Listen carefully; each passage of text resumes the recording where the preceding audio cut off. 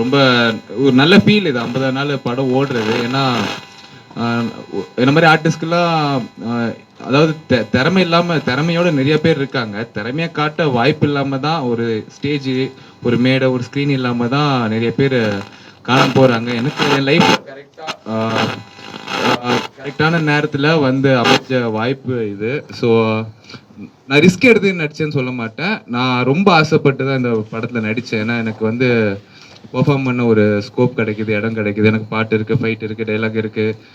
அதை தாண்டி பின்னாடி ஒரு நல்ல ப்ரொடக்ஷன் ஹவுஸ் இருக்குது. இதுக்கு மேலே ஒரு ஆர்டிஸ்ட்க்கு என்ன வேணும் சொல்லுங்கள். ஸோ முழு மனசாக தான் ஒரு ஒரு சீனுமே வந்து இன்னும் பெட்டராக போடலாம், இன்னும் பெட்டராக போடலான்னு நினச்சி தான் பண்ணேன். அதுக்கு கிடைச்ச ஒரு பலனாக தான் ஃபயர் நினைக்கிறேன்.